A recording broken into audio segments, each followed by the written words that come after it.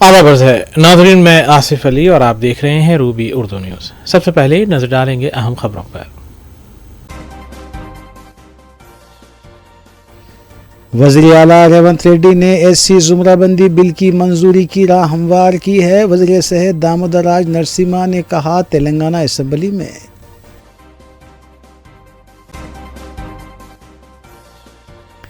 सरकारी ओहदेदार रुकन असम्बली की बात सुनने की बजाय सोशल मीडिया को अहमियत दे रहे हैं। रुकन असम्बली डी नागेंद्र ने की असम्बली में शिकायत।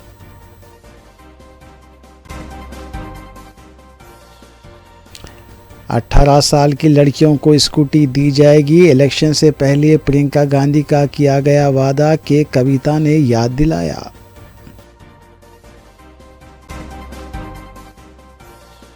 मजलिस अरकान असम्बली ने ऐवान में पेश किए मुख्तलिफ मसाइल, हुकूमती ओहदेदारों की तवज्जो मबजूल करवाई।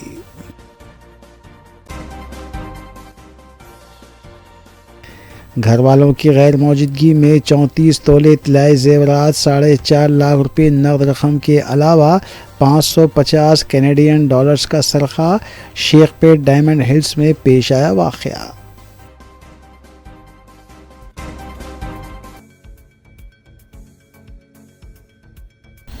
देखते हैं खबरों की तफसील। तेलंगाना असम्बली के बजट इजलास के 5वें रोज़ वज़ीर सेहत दामोदर राज नरसिम्हा ने एससी बिल मुतारफ़ करवाते हुए बताया कि तेलंगाना की तारीख़ में आज का दिन तारीख़ी इसलिए है क्योंकि वज़ीर आला रेवंत रेड्डी की क़यादत में एससी जुमराबंदी के लिए बिल मुतारफ़ करवाते हुए इसे मंजूरी देने की राह हमवार की गई है। उन्होंने बताया कि सबसे पहले 1950 में एससी एक्ट नाफिज किया गया था। उसके बाद कांग्रेस पार्टी ने समाजी इंसाफ करते हुए मुल्क भर में एससी तबक़ात को तहफ़्फ़ुज़ात फराहम करने की राह हमवार की और अब तेलंगाना हुकूमत ने एससी तबक़ात को ओबीसी जुमराबंदी में शामिल करने के लिए इस बिल को पेश किया है।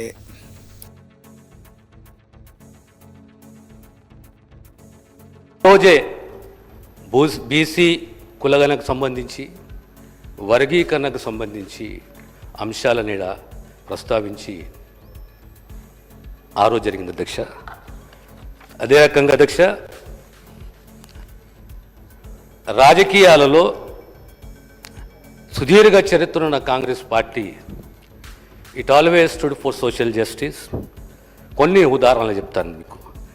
1955 సివిల్ రైట్స్ యాక్టే కానీ, 1989 ఎస్సీ ఎస్టీ ప్రివెన్షన్ అట్రాసిటీస్ యాక్టే కానీ, ల్యాండ్ రిఫార్మ్సే కానీ, ల్యాండ్ సీలింగ్ యాక్టే కానీ, రైట్ టు ఎడ్యుకేషనే కానీ, సబ్ ప్లానే కానీ, చివరగా తెలంగాణ కూడా అధ్యక్ష. ఆ తర్వాత మళ్ళీ ఒక హిస్టారిక్ నిర్ణయము కాంగ్రెస్ ప్రభుత్వం తీసుకున్నదంటే కేటగరైజేషన్ అధ్యక్ష, వర్గీకరణ అధ్యక్ష.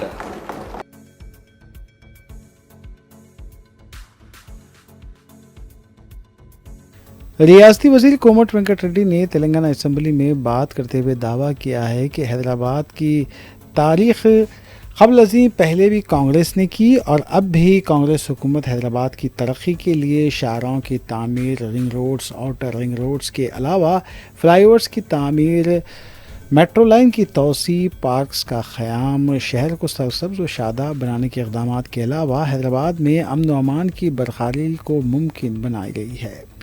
उन्होंने साबिक़ में बीआरएस की जानिब से शहर की तरक्की के दावों को खोखला करार दिया।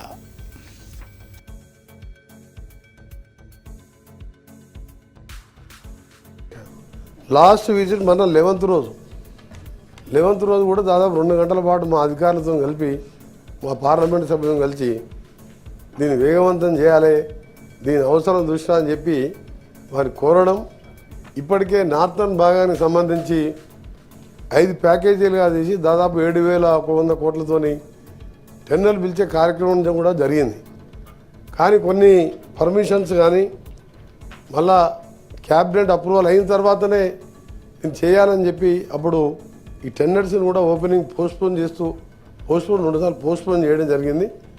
మొన్న 11th రోజు గడ్కరీ గారు, గౌరవ కేంద్ర మంత్రి గారు ఆ రోజు నాకు హామీ ఇచ్చి 2 months లోపు ఇవన్నీ కూడా క్యాబినెట్లో అప్రూవ్ చేయించి నార్థన్ సైడ్ని వెంటనే పనులు ప్రారంభించే విధంగా చర్యలు తీసుకుంటామని చెప్పడం జరిగింది అధ్యక్ష.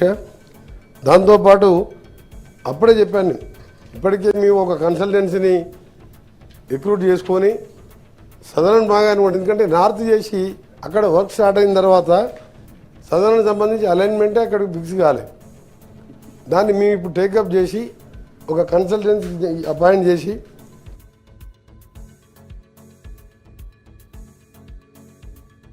तेलंगाना असेंबली के बजट इजलास में खैरताबाद हल्के के रुकन असम्बली डी नागेंदर, जिन्होंने बीआरएस से कांग्रेस में शामिल होने के बावजूद आज हुकूमत के ख़िलाफ़ बात करते हुए उन्होंने कहा कि एक रुकन असम्बली को किसी भी काम की इत्तला नहीं दी जा रही है, जिसकी मिसाल पेश करते हुए उन्होंने कहा कि उनके हल्के में क़ायम ईदगाह में सब स्टेशन का क़याम अमल में लाया गया, लेकिन इसकी उनको ख़बर तक नहीं हुई। उन्होंने बताया कि अहदेदारों का ये हाल है कि अहदेदार रुकन असम्बली की बात सुनने की बजाय सोशल मीडिया को अहमियत दे रहे हैं। తెలుసు, నేను కూడా మంత్రిగా పనిచేశాను. నోట్ చేసుకుంటామంటాం, బయటికి పోయిన తర్వాత అది డస్ట్బిన్లో వేస్తాం ఆ పేపర్ తీసుకుపోయి. ఇది రెగ్యులర్ ప్రాక్టీస్ కాబట్టి నేను చేశాను కాబట్టి చెప్తున్నా అధ్యక్ష. నేను వాళ్ళని ఎవరిని బ్లేమ్ చేస్తలేను. ఇప్పుడు నాకు ఎవరు చెప్పాల్సిన అవసరం లేదు, నాకు తెలుసు ఏం మాట్లాడాలో. అందరికంటే సీనియర్ ఎమ్మెల్యే నేను సార్. ఇంకోటి, ఈడబ్ల్యూఎస్ కాలనీ నేను మినిస్టర్ ఉన్నప్పుడు ఫౌండేషన్ ఇచ్చి కాలనీ కట్టించాను. ఆ ఈడబ్ల్యూఎస్ కాలనీలో ఒక వ్యక్తి వెంకటరెడ్డి అని 5-6 ఇండ్లు వాళ్ళకు కొంచెం డబ్బులు అప్పు కింద ఇచ్చి అన్ని ఇండ్లు లాక్కొని 6 ఫ్లోర్లు వేశారు. నేను complaint zonal commissioner complaint with pictures court ఆర్డర్తో సహా పంపించాను. ఈరోజు వచ్చే ముందు ఎంఆర్ఓ గారికి, తహసీల్దార్ గారికి, అదేవిధంగా డీసీ గారికి పంపించాను. యాక్షన్ తీసుకుంటలేరు. ఈడబ్ల్యూఎస్ కాలనీ అది పర్మిషన్ ఎలా వచ్చింది?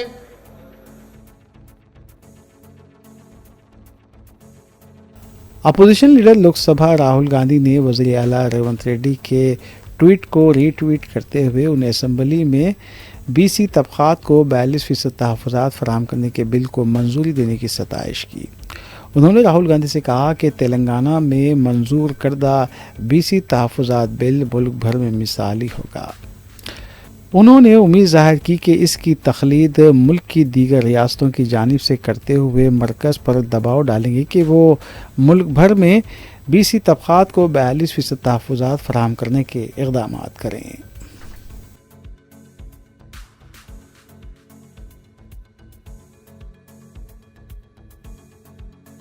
रुकन असम्बली हल्के याक़ूतपुरा जाफ़र हुसैन मेराज ने बस्ती दवाखानों में डॉक्टर्स और अमले की कमी पर तवज्जो दिलाई।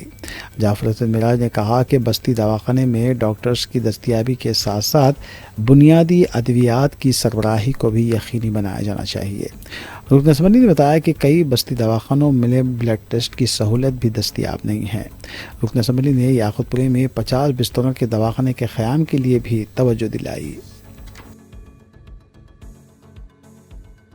खाने जितने भी शहर हैदराबाद में चल रहे हैं, ख़ास तौर से मेरी कॉन्स्टिट्यूंसी के अंदर सर, जहां पर आज की तारीख में कई हॉस्पिटल्स में डॉक्टर्स अवेलेबल नहीं है सर। डॉक्टर्स अगर अवेलेबल नहीं है तो आप अंदाज़ा लगाइए कि बस्ती दवाखाने का मतलब क्या है। अगर कोई आदमी पेशेंट जाएगा तो बताएगा किसको सर, ये आप सोचिए सर। जिसके लिए बस्ती दवाखाने में डॉक्टर्स होना ज़रूरी है सर। और एक चीज़, बेसिक मेडिसिन, जैसा आज वायरल फीवर चल रहा सर, काफ चल रहा, ऐसे बेसिक मेडिसिन भी अवेलेबल नहीं है सर। और इसके अलावा बीपी, शुगर, थायराइड्स का जो मेडिसिन होते हैं सर, वो भी अवेलेबल नहीं है सर। तो मैं आपके ज़रिए से मिनिस्टर साहब से एक रिक्वेस्ट करना चाहता हूं साहब कि इसके ऊपर तवज्जो देने की ज़रूरत है। इसके साथ साथ ब्लड टेस्ट होता था साहब, सैंपल्स लेकर भिजा के टेस्ट करते थे सर। आज गरीबा परेशान है सर, आप खुद जान सकते हैं साहब। इसके अलावा एक मेन अहम सर, एक हमारे पास याक़ूतपुरा असम्बली कॉन्स्टिट्यूंसी SRT कॉलोनी में एक 50 बेडेड हॉस्पिटल सैंक्शन होके सर, पिछले हम 1.5 साल से रिक्वेस्ट कर रहे हैं सर। जो लैंड है वो ओपन लैंड NOC के लिए रिक्वेस्ट कर रहे हैं सर। मंजलिस रुकन असम्बली कौसर मोहिउद्दीन ने असम्बली में पीने के पानी के अलावा मच्छरों की कसरत पर हुकूमत को तवज्जो दिलाई। कौसर मोहिउद्दीन ने कहा कि उनके हल्के कारवान में मच्छरों की कसरत है, लेकिन इस सिलसिले में बल्दिया का अमला लापरवाही का मुजाहरा कर रहा है। फौरी इस सिलसिले में तवज्जो देने की ज़रूरत है। स्पीकर साहब, मैं आपके जरिए ये भी बताना चाह रहा हूं कि पिछले कई महीनों से शहर हैदराबाद के अंदर जो मच्छर की तादाद बढ़ चुकी है, जिसकी वजह से कई प्राइवेट हॉस्पिटल मच्छर की वजह से, मलेरिया, डेंगू जैसे बीमारी की वजह से प्राइवेट हॉस्पिटल फुल हो चुके हैं। इसके ऊपर भी जो GHMC department, entomology department take up करता है, मगर ये कई दिनों से इसके असेंबली में सीपीआई के रुकन असेंबली के सांबा सिवा राव ने कहा है कि असेंबली के अहाते में दौरान असेंबली एहतजाज की इजाज़त ना देना मुनासिब नहीं है। लोग इसलिए एहतजाज करते हैं ताकि उनकी आवाज़ को असेंबली तक पहुंचाया जा सके। इस बारे में गौर करने की ज़रूरत है।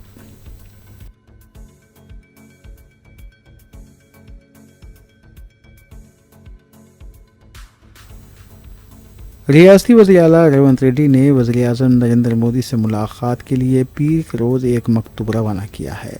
उन्होंने दरख्वास्त की है कि उन्हें तेलंगाना में कांग्रेस, बीआरएस, बीजेपी, एमआईएम और सीपीआई के नुमाइंदों के साथ मुलाकात का वक्त दिया जाए। वज़ीर आला ने अपने मकतूब में जिक्र किया कि रियासती असम्बली ने बीसी रिजर्वेशन में इजाफे के बिल को मंजूरी दी है। उन्होंने मरकज़ से दरख्वास्त की है कि वो इस बिल की हिमायत करें। वादा है कि तेलंगाना असम्बली ने पीर के रोज़ 2 बिल्स को मंजूरी दी है, जिसके तहत रियासत में तालीम, मुलाजिमत और मुकामी इदारों में बीसी तबक़ात के लिए 42% रिजर्वेशन फराहम किया जाएगा।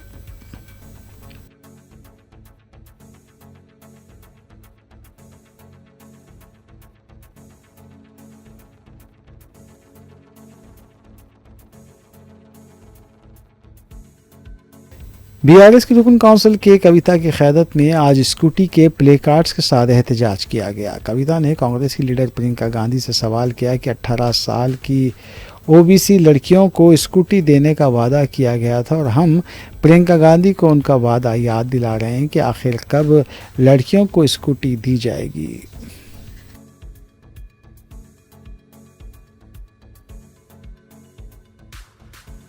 तेलंगाना असेंबली के पास आज बीजेवाईएम के कारकुनों के एहतजाज को पुलिस ने नाकाम बना दिया। हुकूमत की तरफ से गच्चीबौली में 400 एकड़ के अराजी को हरगाज करने के फैसले के खिलाफ बीजेवाईएम की तरफ से यह एहतजाज किया जा रहा था। असेंबली के आसपास के इलाके में इम्तनाई अहकाम नाफिज हैं।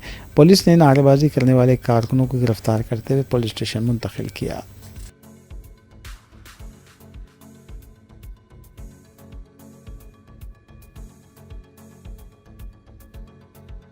फिल्मनगर पुलिस स्टेशन के हुदूद में वाक़ शेखपेट डायमंड हिल्स के एक मकान में सरखे की संगीन वारदात पेश आई। सारिकों ने घर वालों की अदम मौजूदगी में 34 तोले के इत्तलाई ज़ेवरात, 4.5 लाख रुपए की नकद रकम और 550 कैनेडियन डॉलर्स का सरखा कर लिया। सारिक इस कार्रवाई के बाद सीसी कैमरों की हार्ड डिस्क भी लेकर फरार हो गए। बताया जाता है कि घर के मकीन अपने रिश्तेदारों के घर गए थे और वो जब सुबह घर लौटे तो घर का सामान बिखरा पड़ा था और सरखे की वारदात हो चुकी थी। इत्तला मिलते ही पुलिस टीम के हमरा मुकाम वाक़े पर पहुंच गई। आसपास के सीसीटीवी फुटेजेस का भी जायज़ा लिया जा रहा है। सारिकों की तलाश शुरू कर दी गई है।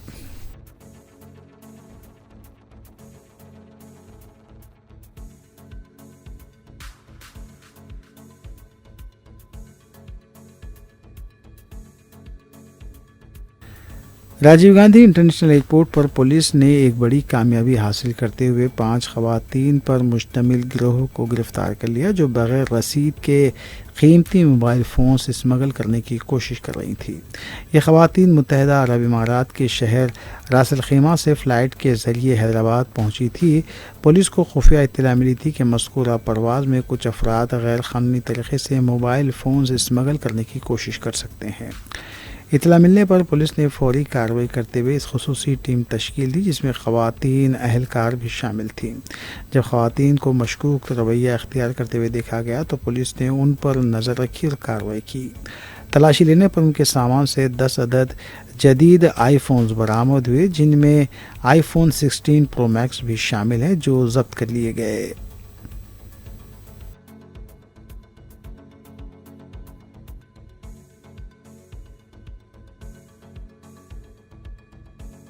South zone task force team ने रैन बाजार पुलिस के इश्तराक से कार्रवाई करते हुए अमान नगर याकतपुरे में चलाए जा रहे गेमिंग हाउस पर धावा किया।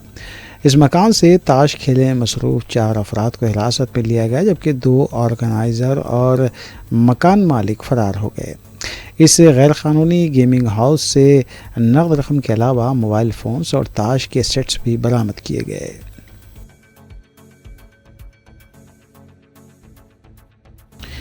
नाज़रीन न्यूज़ की दीगर खबरों पर नज़र डालेंगे मोहम्मद अख्तर के साथ।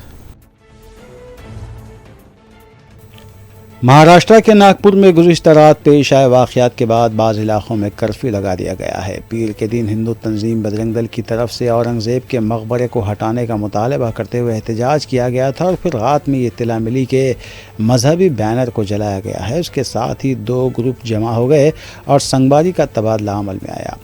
महल का इलाका सबसे ज़्यादा मुतासर हुआ। गुज़िश्ता रात दफ़ा 163 नाफिज किया गया था, तहम आज सुबह इत्तला मिली कि कोतवाली, गणेशपेट तहसील, लकड़गंज, 5 कावली, शांति नगर, सकरदारा, नंदनबन, इमामबाड़ा, यशोदा नगर, कपिल नगर पुलिस स्टेशन के हदूद में ताहुकुम सानी कर्फ्यू लगा दिया गया है। मुकामी कमिश्नर पुलिस की नोटिस के मुताबिक महल इलाके में बजरंग दल और हिंदू परिषद ने औरंगज़ेब के ख़िलाफ़ एहतजाज किया था और एक सब्ज़ रंग के मजहबी अल्फाज वाले कपड़े को भी आग लगाई थी। उसके बाद हालात बिगड़ गए।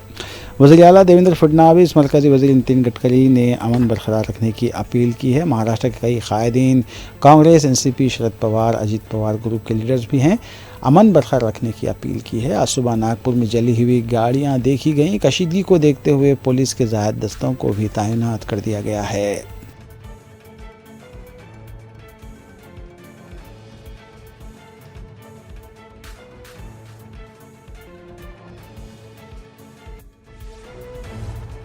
महाराष्ट्र के नायब वज़ीर आला एकनाथ शिंदे ने कहा है कि रियासत में औरंगज़ेब की हिमायत करने वालों को बर्दाश्त नहीं किया जाएगा। नागपुर के वाक़यात पर एकनाथ शिंदे ने कहा कि गुज़िश्ता रोज़ बजरंग दल की तरफ से जो एहतजाज किया गया वो बिल्कुल दुरुस्त था। लोग इस बारे में जज्बाती हैं, उनके जज्बात का ख्याल रखा जाना चाहिए। ऐसा काम वो ना करे और औरंगजेब का समर्थन इस महाराष्ट्र में कोई सहन नहीं करेगा, उसका महिमा मंडल कोई सहन करेगा नहीं।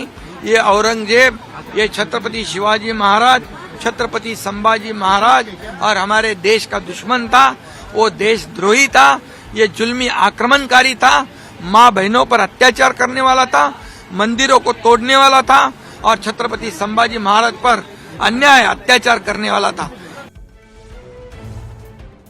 सदर मजलिस बैरिस्टर असदुद्दीन ओवैसी ने नागपुर के वाक़यात के लिए मुकामी हुक्मरान जमात के लीडर्स के बयानात को जिम्मेदार ठहराया है। मीडिया से बात करते हुए बैरिस्टर ओवैसी ने कहा कि मरकज़ी वज़ीर के घर के सामने ये वाक़यात पेश आए हैं। सदर मजलिस ने कहा कि मुसलसल हुक्मरान जमात के लीडर्स के बयानात सामने आ रहे थे। हुकूमत यहाँ तक कि वज़ीर आला ने भी इस तरह के बयानात दिए हैं। एक बादशाह के पुतले को जलाने के नाम पर कुरानी आयात के कपड़े को भी आग लगाई गई। ये रियासती हुकूमत और मुकामी इंटेलिजेंस की नाकामी है।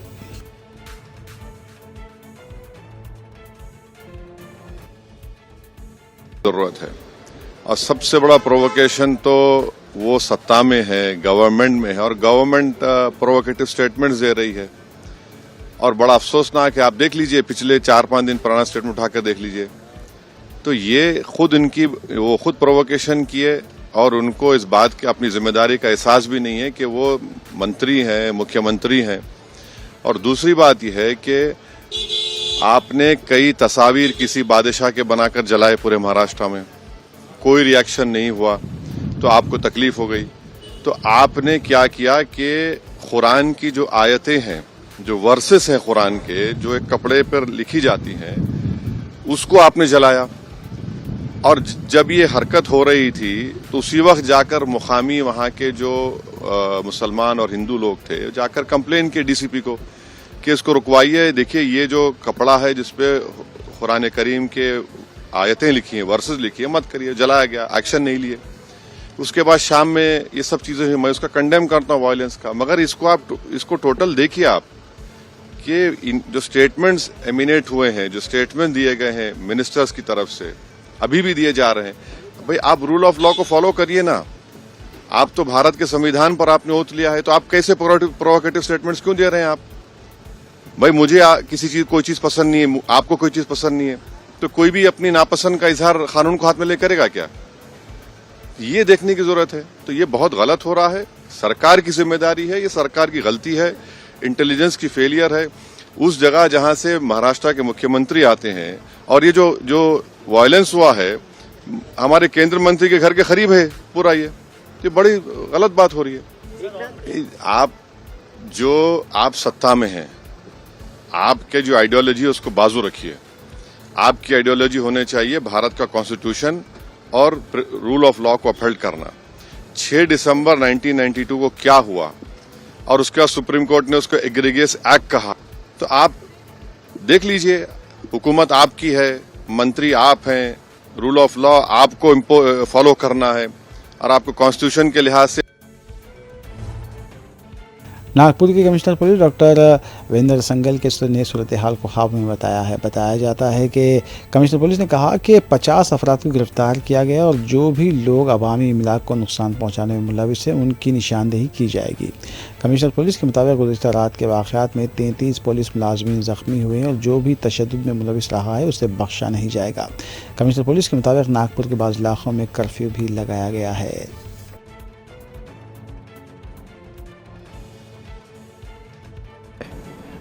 सर, कितने लोगों को गिरफ्तार किया गया है? रात को कॉम्बिंग ऑपरेशन चलाया था पुलिस ने? जी, तो इसमें लगभग 50 से ज़्यादा लोगों को हमने इसमें कस्टडी में लिया है और इसके अलावा भी जो लोग सीसीटीवी में या फिर वीडियोस में या फिर सोशल मीडिया पे नज़र आ रहे हैं इस तरह की हरकत करते हुए या शांतता को नुकसान पहुंचाते हुए या फिर पब्लिक प्रॉपर्टी को नुकसान पहुंचाते हुए, तो उन लोगों को भी हम आइडेंटिफाई कर रहे हैं और उनके ऊपर कार्रवाई कर रहे हैं। कई ऐसे आरोप भी लगाए जा रहे हैं कि पुलिस ने थोड़ी मुस्तैदी नहीं दिखाई, समय पर रिस्पॉन्ड नहीं किया, ऐसे भी आरोप तमाम लग रहे हैं। देखिए, आरोप लगा रहे होंगे, परंतु आप अगर देखेंगे कि जिस तरह से वहाँ पे हमारी पुलिस थी शुरू से, किसी को कोई नुकसान नहीं हुआ फिजिकली। अगर हम देखते हैं तो इसमें इनफैक्ट पुलिस बिल्कुल आगे थी हर एक उसमें, इसीलिए 33 हमारे पुलिस ऑफिसर्स उसमें इंजर्ड हुए हैं और पुलिस ने बहुत अच्छे से काम किया, ऐसा मुझे लगता है, मेरा मानना है, क्योंकि ये मिक्स लोकेलिटी है और वहाँ पे कंस्ट्रक्शन का काम चल रहा था, तो उसमें से वहीं से जो पत्थर को उठाया या फिर जो ईंटें जो उठा के यूज़ की गई हैं वो, क्योंकि वहाँ पे रेडीली अवेलेबल। नागपुर में गुज़िश्ता रात पेश आए वाक़यात को लेकर मुख्तलिफ सियासी जमातों के लीडर्स के बयान सामने आ रहे हैं। उधर ठाकरे ग्रुप के तर्जुमान संजय रावत ने कहा है कि यहीं पर आरएसएस का हेडक्वार्टर और कई वज़रा का भी आसपास के इलाक़ों से ताल्लुक़ है। इस तरह के तशद्दुद को वही लोग फ़रोग़ दे सकते हैं। अपने ही लोगों पर हमले करवाए गए हैं। कांग्रेस के प्रमोद तिवारी ने भी पुरतशद्दुद वाक़यात की मज़म्मत की है। उधर ठाकरे ग्रुप के लीडर सचिन आहिर ने वज़ीर आला फडणवीस से इस्तीफ़े का मुतालबा किया है। समाजवादी पार्टी के लीडर राम गोपाल यादव ने कहा कि बीजेपी जो चाहती है वही हो रहा है।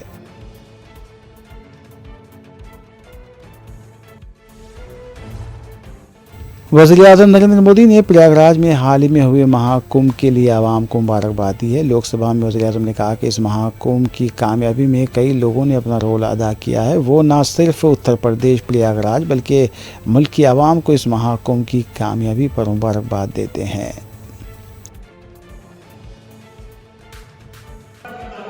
मैं प्रयागराज में हुए महाकुंभ पर वक्तव्य देने के लिए उपस्थित हुआ हूं।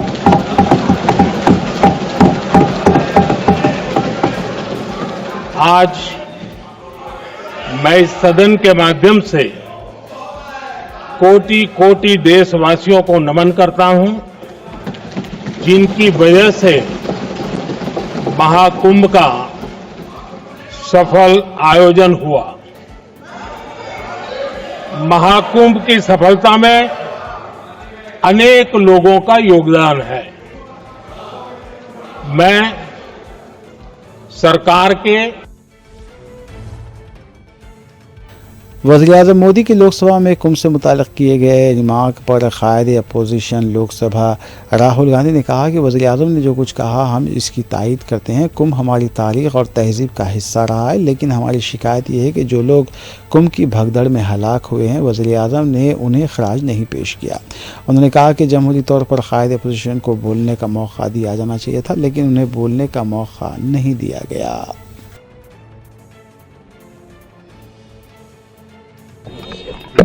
कुंभ हमारी एक प्रकार से हमारा ट्रेडिशन है, हिस्ट्री है, कल्चर है। एक कंप्लेंट थी, एक शिकायत थी, श्रद्धांजलि नहीं दी प्रधानमंत्री ने। जो लोग जिनकी मृत्यु हुई थी उनको श्रद्धांजलि नहीं दी। और दूसरी बात मैं ये कहना चाहता था कि देखिए कुंभ की जगह है, मगर जो युवा कुंभ में गए उनको प्रधानमंत्री से एक और चीज़ चाहिए, उनको रोजगार चाहिए, और प्रधानमंत्री को रोजगार के बारे में भी बोलना चाहिए। Thank you. आपको बोलने नहीं दिया गया सर? आपको बोलने नहीं दिया गया? नहीं, देखिए बोलने तो नहीं देते हैं। डेमोक्रेटिक जो स्ट्रक्चर है, जो एलओपी को तो मतलब परमिशन देनी चाहिए, मगर नहीं देते हैं। दूसरी जानिब प्रियंका गांधी ने कहा कि जब कुंभ पर ये बात हो रही थी तो अपोजिशन को भी बोलने का मौका दिया जाना चाहिए था। अपोजिशन के भी अपने जज्बात हैं, लेकिन यहाँ पर अपोजिशन को कुछ बोलने का मौका ही नहीं दिया गया। को कहने देना चाहिए, लेकिन स्पीकर ने 352 मैम रूल का जिक्र किया। नागपुर पे कुछ बोलेंगे मैम, नागपुर में जिस तरह से हो रहा है वहाँ पर जो है कैसे आप मैम विपक्ष को भी अपनी बात रखने देने का मौका दिया जाना चाहिए था। बिल्कुल देने जाना चाहिए था, क्योंकि विपक्ष की भी भावनाएं हैं इसके प्रति और उनको प्रकट करने। कांग्रेस की रुकन राज्यसभा सोनिया गांधी ने मनरेगा के तहत यौमिया अक़ल तरीन उजरत 400 रुपये मुक़र्रर करने का मुतालबा किया है। राज्यसभा में आज मनरेगा पर सोनिया गांधी ने मोदी हुकूमत पर इल्ज़ाम भी लगाया कि मनरेगा स्कीम को नज़रअंदाज किया जा रहा है। उन्होंने इस स्कीम के तहत सालाना 150 काम के दिन मुक़र्रर करने का भी मुतालबा किया। वक़्फ़े सिफ़र के दौरान सोनिया गांधी ने मनरेगा से मुताल्लिक़ कहा कि यूपीए हुकूमत ने दही गुर्बत को कम करने के लिए इस स्कीम को मुतारफ़ किया था, लेकिन इस स्कीम को मरकज़ी हुकूमत नज़रअंदाज कर रही है, जिससे दही गरीब आवाम को वो फ़ायदा नहीं मिल पा रहा है।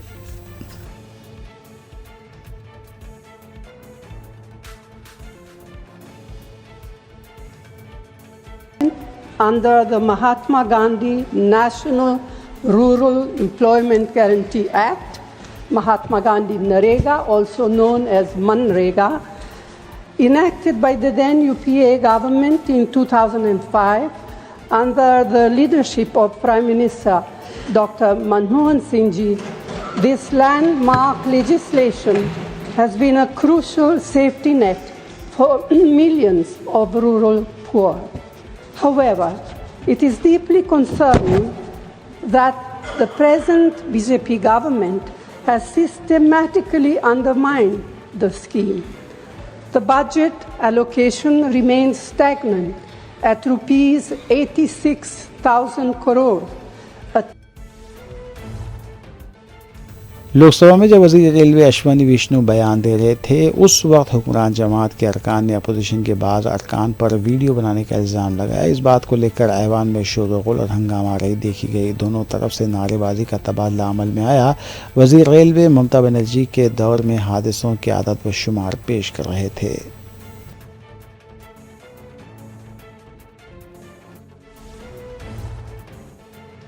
जम्मू कश्मीर के राजौरी जीएमसी हॉस्पिटल में आग लगने का वाक़या पेश आया है। ताहम इस वाक़े में किसी भी तरह का कोई जानी नुकसान नहीं हुआ। फायर ब्रिगेड के अमले ने मुकामी वाक़े पर पहुंचकर आग पर काबू पा लिया, जबकि आग लगने की वजह का पता नहीं चल पाया।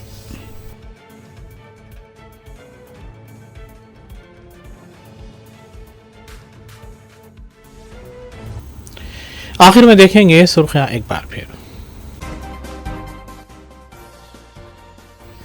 वज़ीर आला रेवंत रेड्डी ने एससी जुमराबंदी बिल की मंजूरी की राह हमवार की है। वज़ीर सेहत दामोदर राज नरसिम्हा ने कहा तेलंगाना असेंबली में।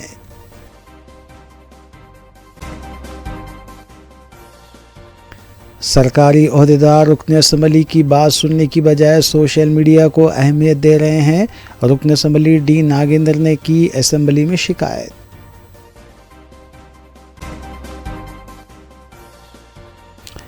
अठारह साल की लड़कियों को स्कूटी दी जाएगी। इलेक्शन से पहले प्रियंका गांधी का किया गया वादा के कविता ने याद दिलाया।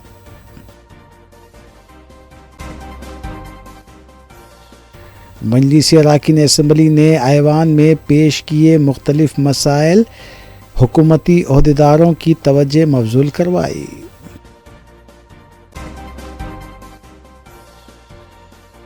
घर वालों की गैर मौजूदगी में 34 तोले इतलाई जेवरात, 4.5 लाख रुपये नकद रकम के अलावा 550 कैनेडियन डॉलर्स का सरखा शेखपेट डायमंड हिल्स में पेश आया वाक़या।